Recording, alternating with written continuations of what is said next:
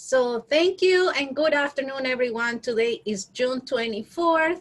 Thank you to our attendees for joining us today, and a special thanks to our panelists for joining us once again. I am happy to have you again in this community chat.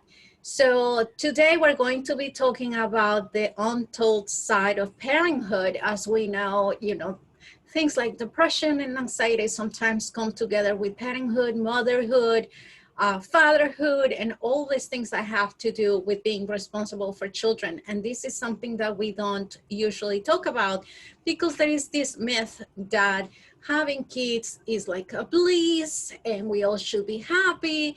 And that's not always the case for more than one reason. So we have three experts on our panel today.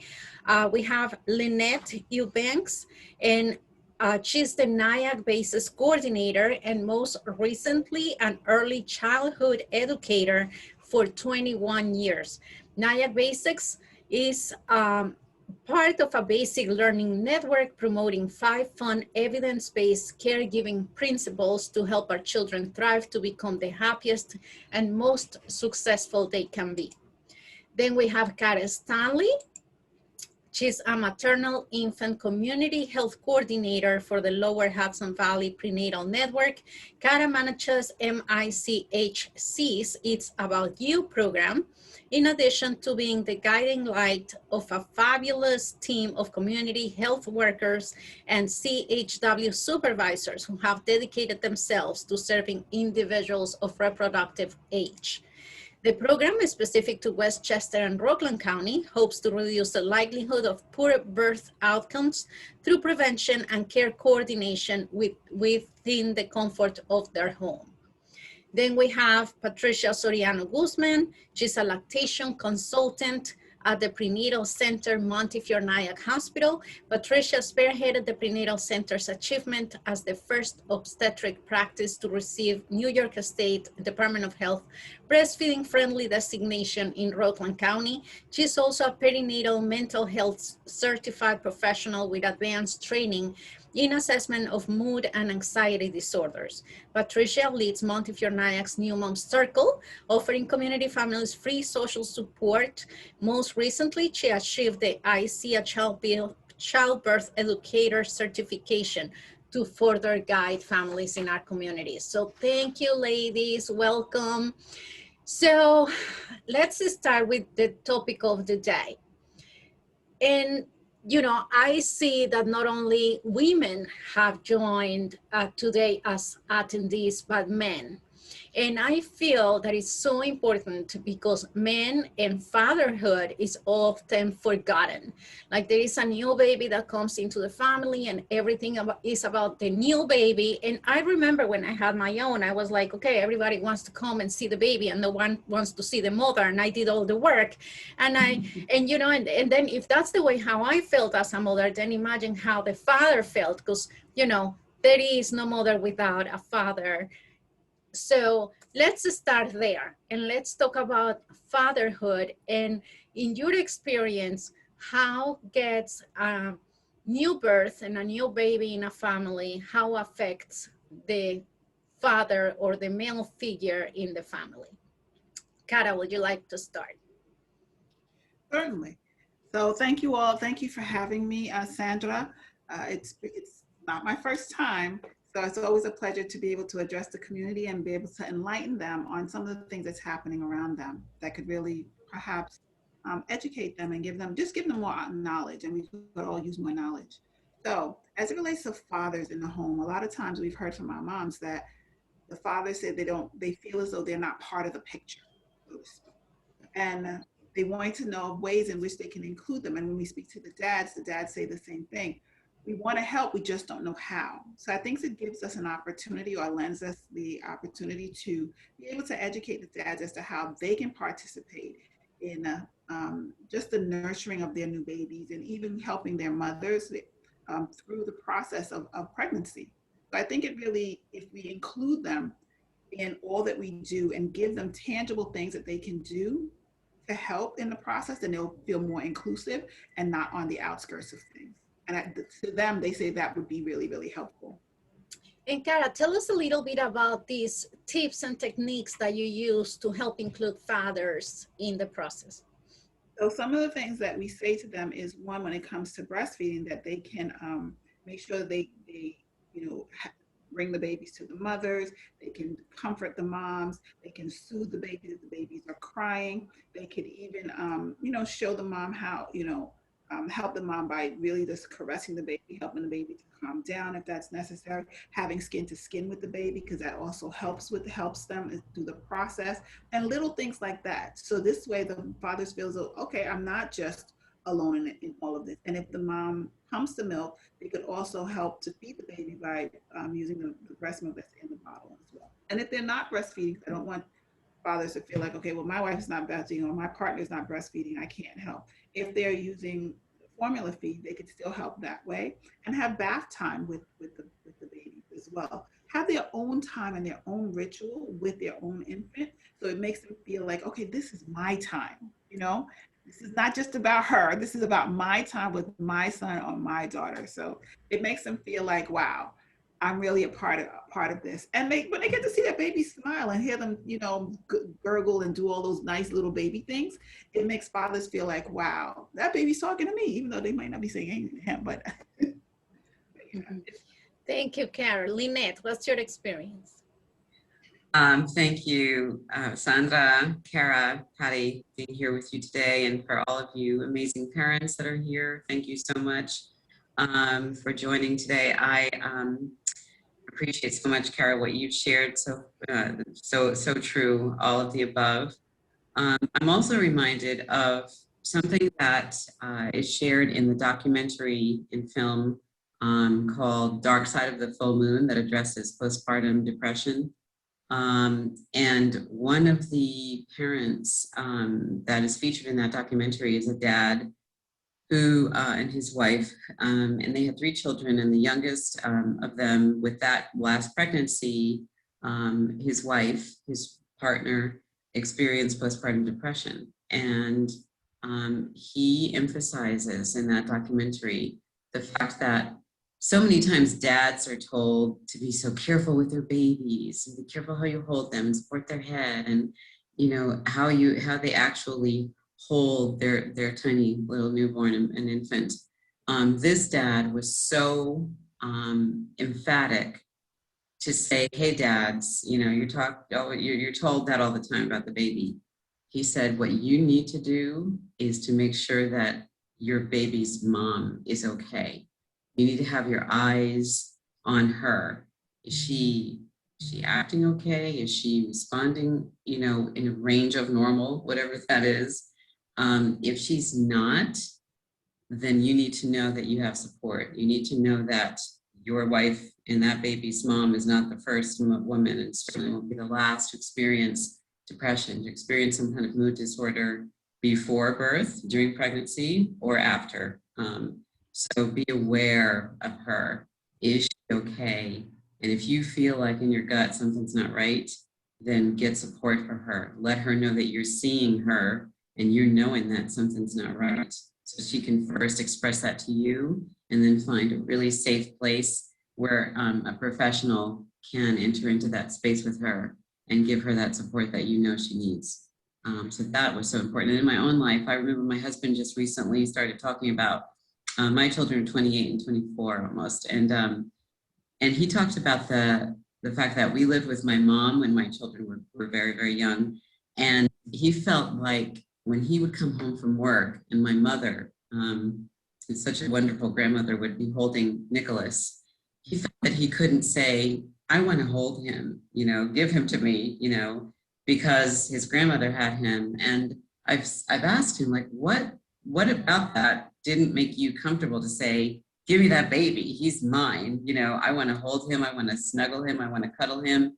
But he said, you know what, because of the strong presence of a maternal, person in the form of a grandmother, I didn't feel comfortable to do that.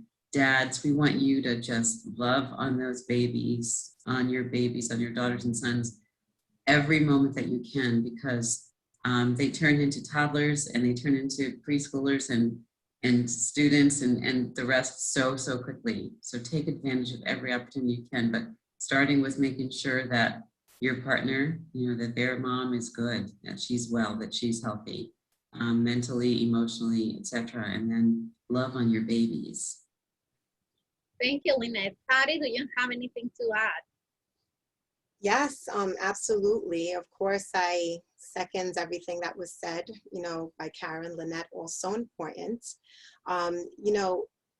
With dads and partners, as partners, spouses, yes, we need, a dad at some point. But the truth is, even with same-sex couples, it's the same sort of dynamic where so much focus is put on the mother during the pregnancy and the birthing aspect, and then a lot of the focus, if not all, goes to the baby postpartum, that oftentimes the spouse and the partner can feel left out, right? And with the New Mom Circle, for instance, which is a support group that we target towards moms, but we also welcome partners, spouses, husbands to come along and join in, especially when we're doing bonding activities. And it's just so important to know that it really starts if there's any planning for that pregnancy, or certainly during the pregnancy, in terms of good communication, collaboration as a family unit. As soon as that baby is in womb, and certainly when your baby is born, you form a new family. Okay, so it's a new relationship between the couple and also with this child. So it's important when we think about family-centered care to think of the unit, the full unit, right? In terms of education, support, information, resources. And the fact is, Postpartum Support International shares that 1 in 10 dads can suffer from postpartum depression and anxiety themselves, and it presents differently. So on the one hand, again, we focus on the mother. Of course, she's most at risk because of all the changes that she's going through, and shifts. But also the spouse and partner needs to be taken into account. The other thing I would add too, it starts from the birth. A little known fact that if there were an emergency or if an urgent decision needed to be made, the spouse holds the charge. If mother cannot speak for herself, then father will speak for her. And whatever he decides or he says is most likely what will be followed, right? So it's really important that the couple just be on the same page, know where they stand, what they want for their birth, and plan ahead together as a family for the early postpartum. It's not about the things. It's not about all the material things that we tend to focus on with registries. It's about support, family, friends, community. Really important. Thank you, Patty. And I think this is a good time to remind all of our attendees that you can use the Q&A and the chat boxes to write all your questions or thoughts and share with us, because we want to make this as interactive as possible. And talking about that, we've been already getting some comments here, and they're asking, some parents, especially fathers, they have trouble like changing diapers, or one of you mentioned bathing the babies. And there are a lot of fathers I know that, especially when they have a little baby girl, they feel like, okay, I don't want to have anything to do with this. So are there any support groups or classes or something specifically for fathers to learn how to raise a baby? And Patty, I think you touched on a very important issue, and it's the same-sex couples. So now we see two fathers actually raising babies. So these fathers, usually culturally, like boys are given cars and girls are given dolls, and we as girls like culturally grow up, learning how to feed dolls and all of this stuff, and we get like kitchens for Christmas when we're little. Well, boys don't have that. So now you have two males raising kids when they probably never ever even were given a doll to play with. So what about classes for fathers, resources or links, or even YouTube videos? I don't know. What do you have to say? Go ahead, Pat. I'll take that question first. What I'll say is there's a whole suite of parenting classes available, and especially now, either online, self-directed, or instructor-led, like we offer the infant care class that is targeted towards parents. And we really do encourage that the couples attend all of these classes: breastfeeding, understanding breastfeeding basics, infant care and nutrition, infant CPR certainly, and of course we would start with childbirth education, prepare childbirth. And we certainly do encourage, even if it's mom who's calling and signing up and getting information, we encourage her to have her spouse there or another caregiver who's going to be accompanying her during that time. And you know, like, it's so funny because we're coming from it, you know, from a more of a traditional standpoint, but one of the reasons that we named this, you know, the untold story of parenthood, is because it doesn't really matter, you know, what sex you are or whatever. Yes, it matters your upbringing and your exposure, but I have to tell you, like, there are plenty, that's shifting. There are plenty of kids and plenty of parents that are being so mindful about introducing neutral play or unisex play or however it is, and encouraging kids to swap out toys. It's not gender specific as much anymore, even though it certainly, you know, probably has been for the most part, but that is definitely changing and shifting. And, you know, as, you know, people come to know themselves, it shows up very early in life. You know, if I can speak from a personal perspective, I have a trans niece, and from early on, I always knew, you know, she always preferred, even when she was raised very gender specific as male, she had her innate sort of calling. And so when the kids mixed it up, she went for the doll and she played with the doll. And, you know, sometimes she didn't do it as openly, but when she did, I encouraged that. I'm like, isn't that nice? Because we all love, and love doesn't have a sex or a preference or a gender. It's universal. And that's what this is about. Lynette, do you have any thoughts about like resources in the community, or even, you know, anything that you know? I, you know, most certainly echo what Patty has said. I know that she and I have spoken about, for instance, Lama's class as far as, you know, that preparation for birth.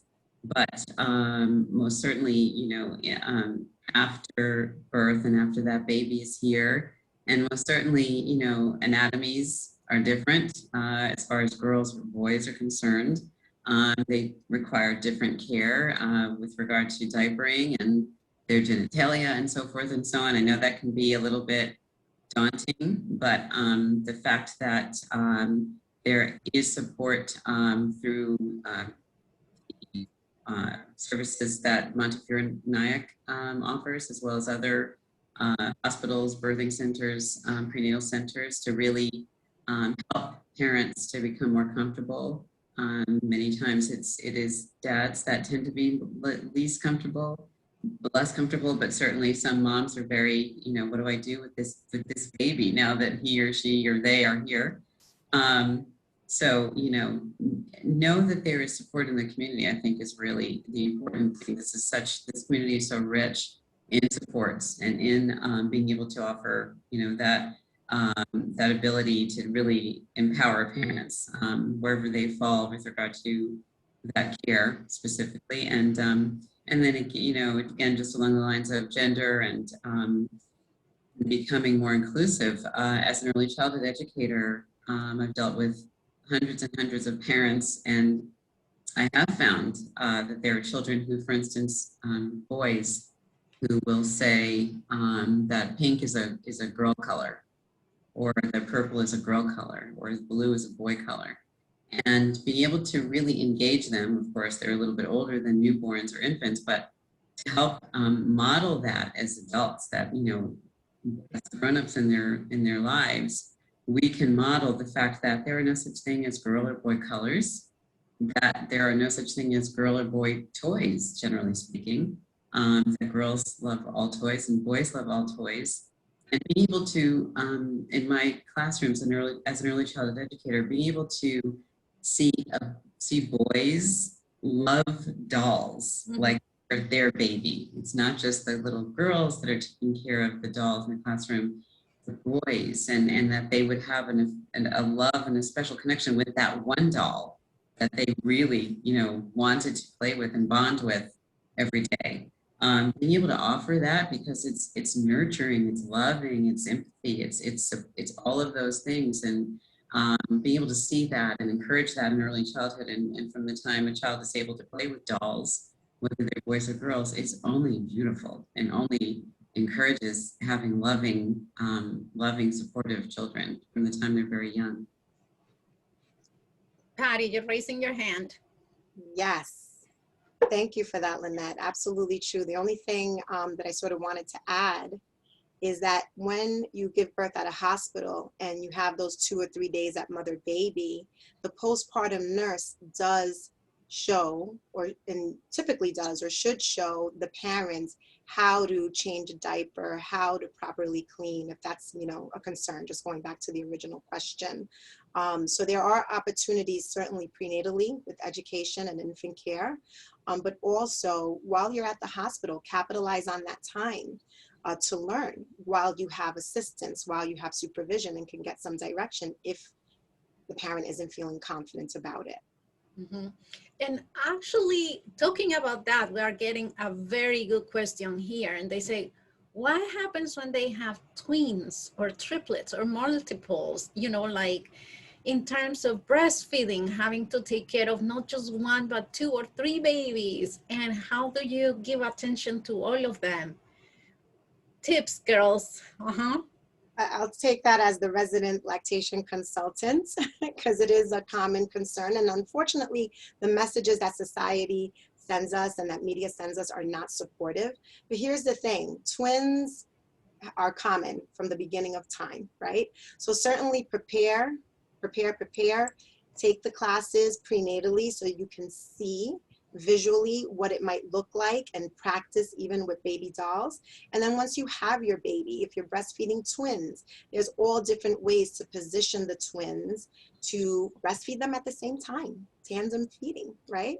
And there's different ways to practice. The time for that is when you're in the hospital, ideally rooming in with your babies with the assistance of the postpartum nurse and the lactation specialist that can go in and help you get acclimated to just holding 1 baby for sure, but certainly 2. Now, when you have 3, you're gonna need an extra set of hands, right? Dad, partner, spouse, grandma, grandpa. It is so important to set yourself up as a mother and as parents with additional help. We all need help. We wouldn't be here if we didn't get it. So there's nothing wrong with that. Nothing to be scared of. It can totally be done. So and Patty, you're saying something that is true, help, right? But unfortunately, it might not be real for a lot of people. Right. Because we say, okay, you need help, but what if you don't have anyone around, which is the case for a lot of families, like I don't have my mother here, I don't have family here, I don't know anyone, I don't have friends. What if you are a single mother, for example, or something like that, and you don't have anyone, and we're saying, okay, the time is the hospital because you're 3 days in the hospital with a nurse, and it's true. But then when you come home, it's like you don't have anyone, and you have to be the one cooking and cleaning and taking care of your baby. And maybe even you have a partner, but your partner is back to work because, the truth is, for a lot of people, if you don't work, you don't make a salary, you don't make a living, and now you have a baby. Yeah. So let's talk real. So, you know what? Occasionally that is the case, and there are certain circumstances, there are barriers. More often than not, and I'm speaking more anecdotally from my experience supporting mothers through La Leche League, through the New Mom Circle, so over 10 years of giving mother-to-mother support. And we talk about these things. Ideally, mom will come and approach it prenatally, but rarely do they. It's usually in those early postpartum weeks and months that they're trying to figure things out while they're in it. So the kind of information that we try to share with mothers and the type of encouragement is to start preparing in advance. and really think about, if you had an emergency, who would you reach out to? If you had an urgent situation, and getting comfortable with asking, because a lot of the barriers, for the most part, have to do with society's messages, like you have to do this on your own, and you should be able to do this on your own, and you shouldn't need help, modern day living, and go back to work fast, fast, fast. The truth is that, you know, family leave Act has improved to give mothers and fathers some time apart, and, you know, ideally with pay if possible and if they qualify, but even without pay, and start making your priorities early on, and shifting things and setting things up. So that's one of the reasons that parents may come to support groups, just because they're having challenges just figuring out, how do I do this? And it's in preparing and planning, right? And for those that don't have the luxury, because frankly these days is a luxury, of extra support and time, then we give them tips on, again, when you can, how you can, prepare meals in advance, freeze them, have them prepared and frozen. Maybe people can't come and be there with you, especially during this year of isolation. Set up a meal train where someone in the community would want to send you, you know, a nice meal, or drop off a nice meal. You know, your baby doesn't need a lot of stuff. You don't need to have a fresh change of clothing all the time. That's just going to pile up, and create laundry. All your baby needs is like a little t-shirt, a diaper, and a blanket, and you. So keep it simple, keep it easy. And these are just some of the practical tips and tactics that we share with moms in the support group environment to try and navigate. And, you know, rarely, but sometimes it does happen that there really isn't anyone. And we do our best, the best we can to listen, you know, and to just at least be that sounding board, and to acknowledge mom so that she can move through it as best she can. Kara, you're nodding. I'm sure you have something to add to that. Oh, definitely. So I'm going to piggyback on that, but I wanted to go back to the father support group. There's actually, through the LHVPN, or Lower Hudson Valley Perinatal Network, the Healthy Families Program actually has a father support group called Real Talk for Real Dads. And with that, and it was developed because we realized that fathers do need support, and amongst themselves, and the partners, so that they can really have an understanding of, you know, what are some of the things that's going through their minds. It is encouraged that the partners come, so this way they can go through it together. The idea is that they have different questions and different thoughts and all of those things, and how do they engage with one another. Sometimes you talked about the dad with a baby girl, so, or the partner with a baby girl. So one of the things that we've heard them say is that they want to know how to comb their hair. You know, as simple as that is, they just want to know how to comb their daughter's hair. So it, you know, in that support group, Real Talk for Real Dads, it gives them an opportunity to really put their questions out there and talk among each other, and be able to get their questions answered. It is a free service to the community, and all they would have to do literally is register to join the support group, and they're welcome to come, and they even serve food at times. Kara, So, when are these groups held? they do them monthly. They just had one recently. It was actually, I think it was yesterday. If it's not yesterday, it's actually happening today. So the next one should be next month. But they just started it last month, and it's been, you know, it's ongoing. So we will definitely send you the information so you can share with you know, whoever. And it's called Real Talk for Real Dads. Is it in person? No, it's actually virtual. Okay. So it's been, you know, those that come have said it's really been helpful to them. And then as to the support that you also were talking about, those moms who are individuals who don't have someone to support them, whether they're having twins or an individual baby, what actually is there are health workers or community health workers, or they would have family service workers, which is done through home visiting programs such as the It's About You program, home visiting program, as well as the Healthy Families home visiting program. They're there so that they can help the families to deal, you know, with whatever is happening with their throughout their pregnancy, helping them to get into care, as well as helping them through all of the different needs that they have, identifying them and addressing them to get those needs taken care of, but also to be our families don't have anyone. They're usually here from another country, and this is all new territory. So to have someone that they feel that they can talk to and build a relationship with really works nicely for them. And they said it's really helpful. They count them as more like family as well. Mm-hmm. And continuing with that talk, about support and all of that, it's lack of support one of the reasons why many parents can suffer postpartum depression, and what are other factors that contribute to postpartum depression? Lynette?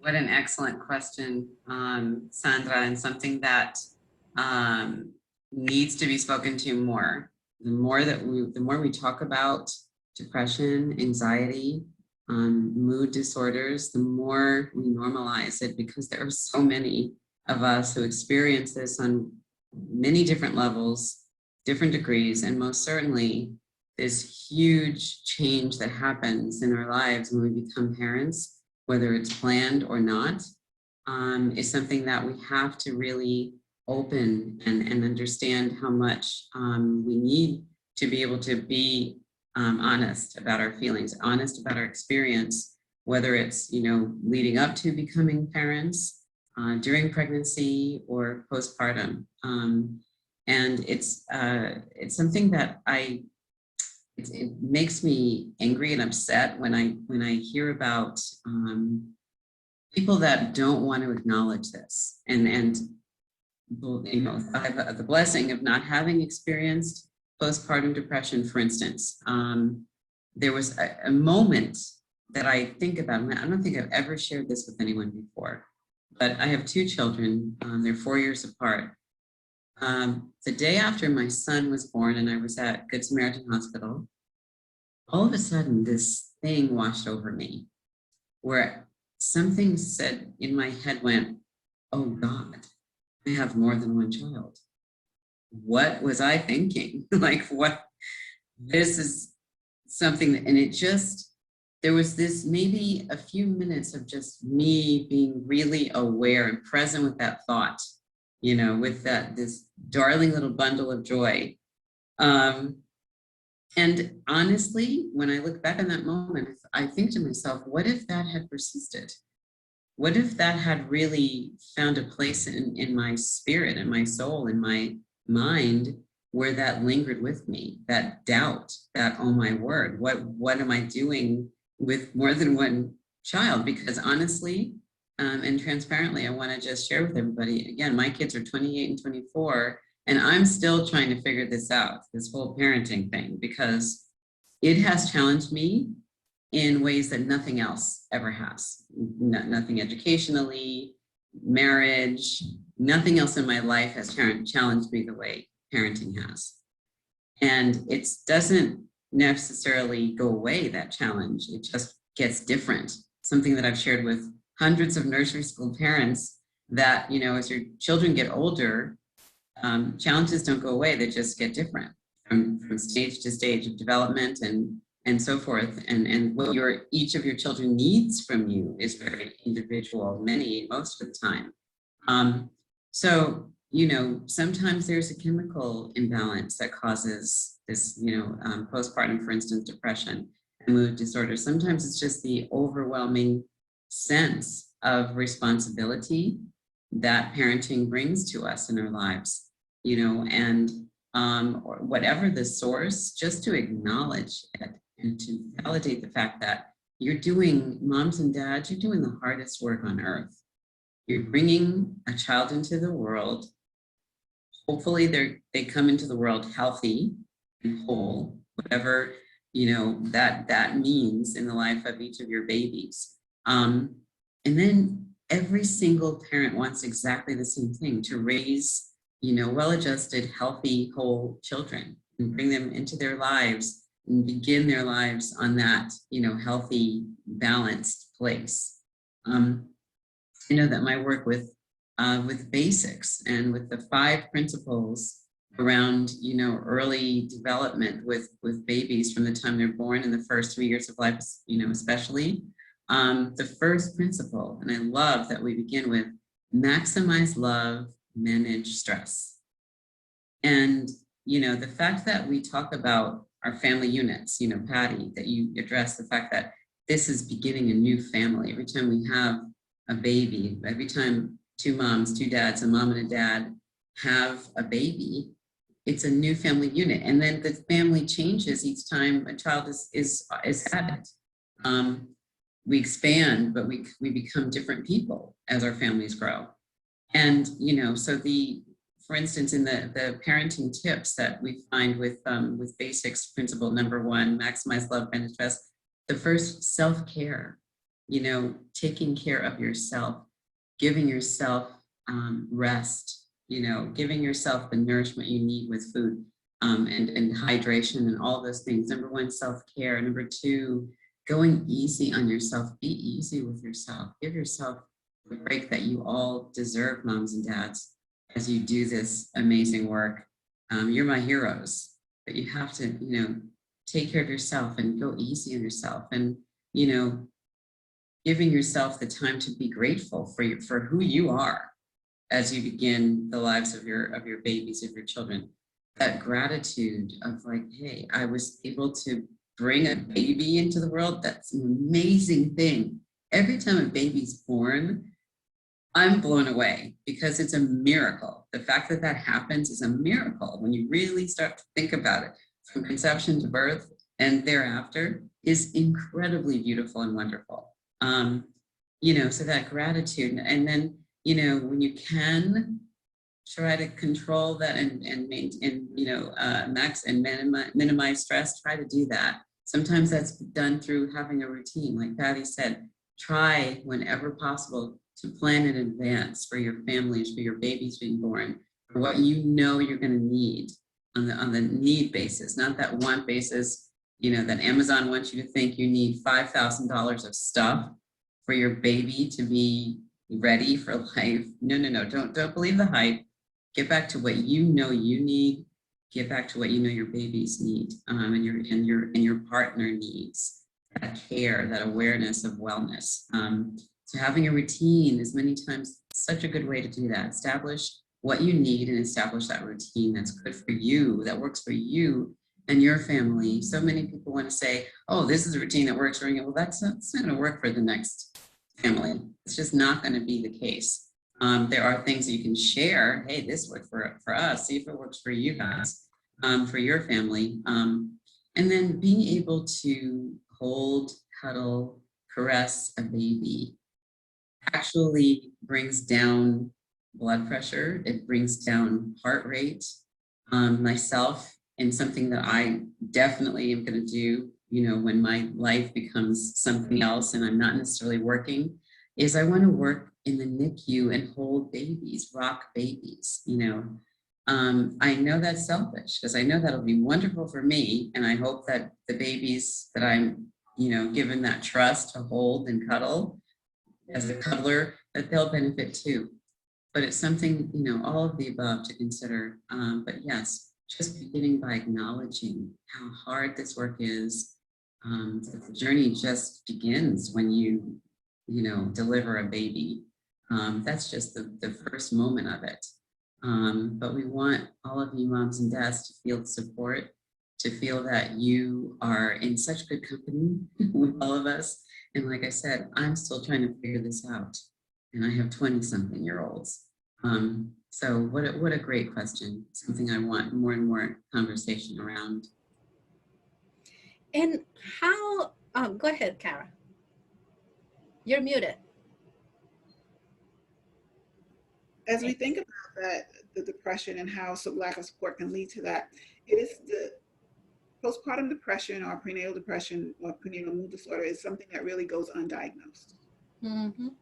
Diagnosed. And the depression is most often occur when a woman is pregnant and or within the first year of life. And many people don't know that, you know, 1 in 7 women may have shown signs of maternal depression. And people are just not aware of that, or 7% to 15% within the first 3 months after birth. And part of it is because sometimes people are not aware of the signs to look at or look for that mothers are experiencing. And then when they think about it, people say, oh, well, it's okay. Don't worry about it. Just get some rest. Mhm. It's more than just getting some rest. There's some other things that are going on. And because people are not aware of what to look for, it's swept under the rug. So what we do, as a result of what we've heard from our community, because we did a listening session in our community in Spring Valley, to be specific, to ask what are some of the things that they wanted, and one of the things was that they needed help, mental health help, assistance as they're dealing with some of these challenges, especially for around postpartum depression or prenatal mood disorder. So as a response to that, what we have now is a stress management workshop for pregnant moms. And in that stress management workshop, we talk about, and it's free and it's virtual. We talk about the percentage, like 30 to 80% of women suffer from the baby blues, which is different from postpartum depression. And people tend to say, oh, she's just sad, and that it may just, will go away. But yes, the baby blues will go away. But then if you don't recognize what the signs are of depression, and the signs for baby blues are slightly different. There's only about 5 of them, which is crying and mood swings, exhaustion, tension, and some anxieties.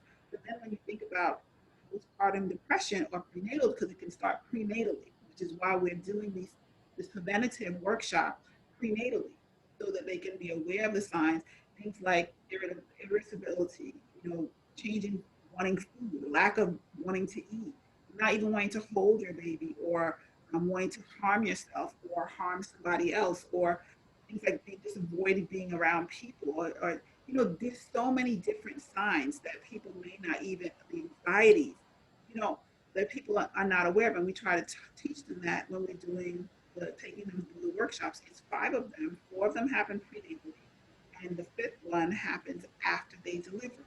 Why? Because we want to make sure that we can cut down on the amount of people that are experiencing them. And the thing that we touch on is not just identify, but we also talk about self-care. We talk about communication and how it's important to communicate with your partner, and what does that look like? Effective communication. We talk about being assertive, asking questions, learning to ask for help. We also discuss with them or help them to identify what their support is, who their support is. And it's not just the resources in the community, but supports that are around them. Who would you talk to if you wanted someone to laugh with? It might be a different person than someone you talk to if you want to borrow some money. And it's getting them to identify who are the people within their scope that they can actually have as support, as well as we identify the resources in the community to share with them. We also talk about domestic violence and how that happens, and how that can bring on depression and postpartum depression and things like that. We talk about maintaining a balance, you know, and being able to self-care and fill yourself up about the things that's going on in your life and in your family. And the workshop is free. The idea is that those who have gone through this workshop with us, these 5 sessions, it has been identified that the risk of them having postpartum depression is cut in half if they're low income women, just by going through this preventative stress management workshop. So we encourage those to really enroll, because it really has helped, and those who attended say it has really made an impact. And Kara, what are some early signs that we should look for, to be able to say, if not for ourselves, for a friend or a neighbor or a family member, someone that we could say, oh, I think this person might need some help? What are some early signs? So you need to look for a change in behavior and how they're thinking about themselves. If you see that they are having anxiety, especially during this last year, the anxiety level has even heightened even more. Mm-hmm. If they see that they feel like just being alone all the time, or they're saying things like, I want to harm myself, or I want to harm somebody else. If they're talking extremely fast, which is, now I know within cultures we can, because I have a Caribbean culture, and I know within what I hear within the Spanish culture, we can talk really fast. However, if it's abnormal, it's something that you need to start to look at with this person. You need to look at, are they avoiding things, right? Are they saying they don't want to do anything? They don't even want to get themselves dressed. They don't want to, they're feeling sad all of the time. These are some of the signs that you can look for within a person, and don't just rule it out as, ah, you'll get over it. No, ask them to share. How often are you feeling this way? Um, if there are things that they used to like to do and now they don't like to do at all, these are things that you need to consider. What does that look like for this person? I hope that was helpful. Yes, thank you. Patty. Yes, that was super helpful, Kara, and really just right on for all of the outward signs. What I would add to what Kara just said is, also a sense of something being wrong and something being off. We need to listen to our instincts and our just gut of something's off. If mother herself is really bothered by the way she's feeling, because like Kara said, culturally, everybody's different. There are no broad brushstrokes. But if mother herself is not only acting out of character, but she's expressing just openly, like how she's just, she may use the words anxiety or she may not, she may describe it. If the partner or family member is there observing, that knows this person, and you see that something is different and off, either way, right? To speak to the mother about it, but also accompany mom to the provider appointment and mention it to the provider as well, right? Because there is a huge movement in perinatal care.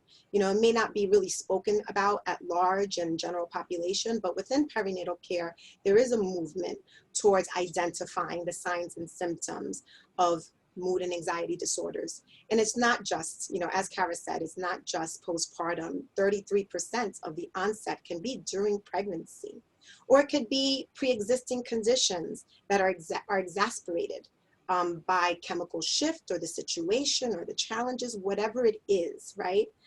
So it can include bipolar, OCD, PTSD, in addition to depression. So while depression is more about isolation, avoidance, as Kara said, it can also be a hyperactivity that is way over the top. And while our society tends to just sort of praise, oh, look at everything she's doing and she's getting everything done. And look, oh, she just keeps going and going and going. Well, she could keep going until she just crashes and burns. And nobody wants to see that, right? And that could look a lot of different ways. So definitely paying attention to all those things and knowing that it's not just one or two or three signs. There's a slew.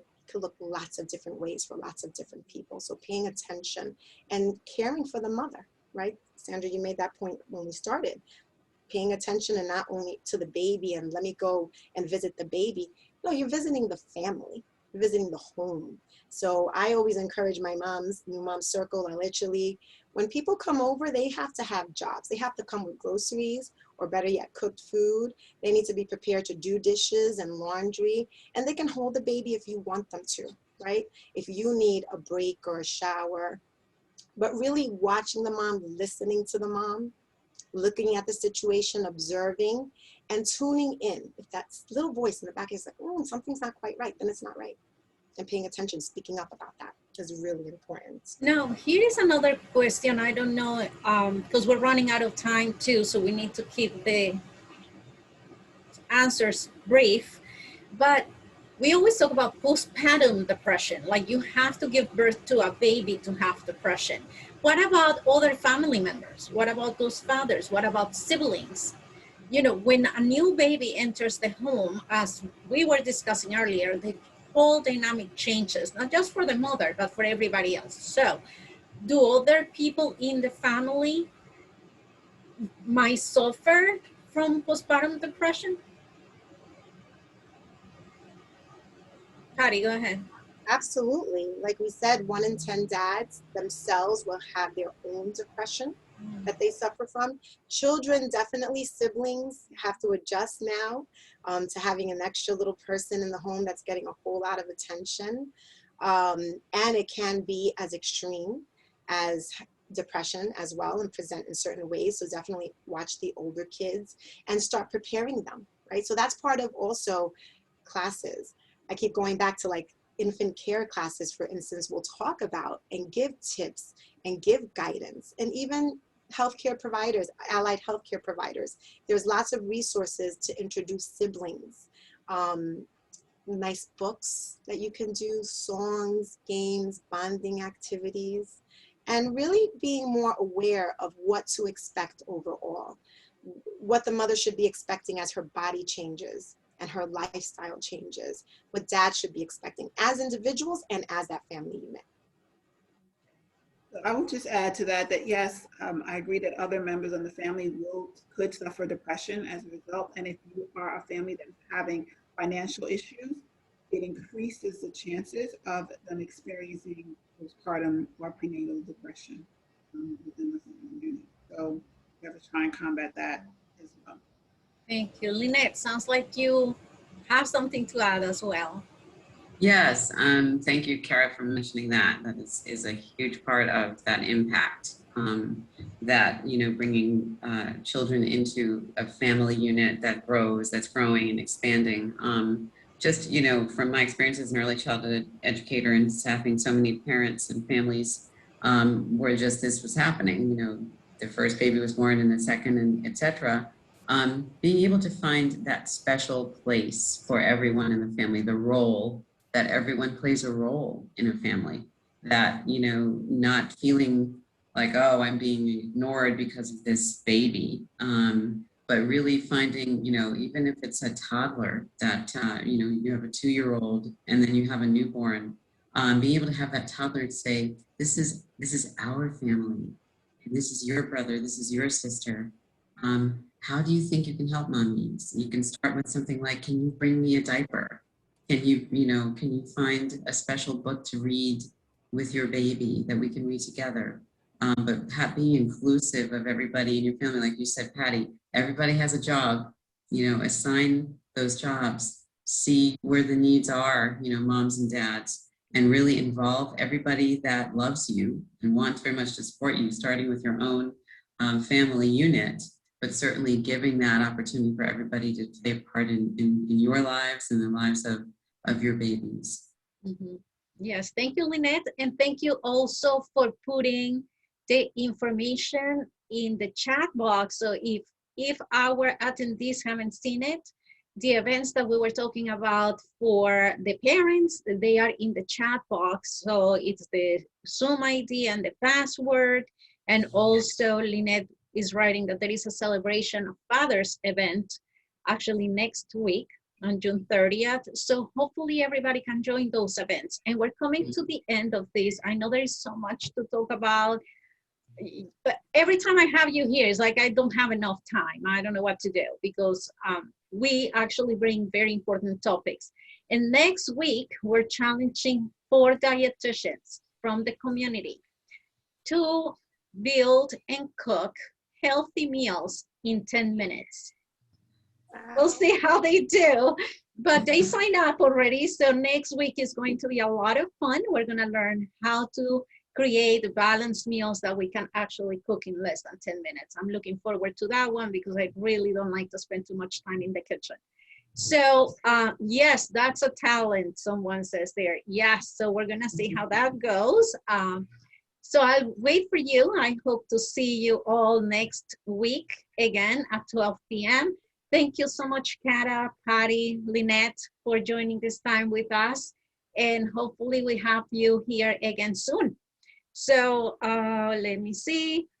Kara, you're saying the Postpartum Depression Prevention and Stress Management Workshop is free, virtual, and bilingual. So what I would like from you is that if you can send me all that information, then I will attach it to the recording of this event. And that way, if you want to share this information, if you find it useful to share with neighbors, friends, family members, someone who would like to have this information, please do. And then I will share the flyers that you're going to send me and all of that. Okay? So without further ado, thank you all and have a great end of the week. Bye-bye. Thank you, everybody. Thank Bye-bye. you.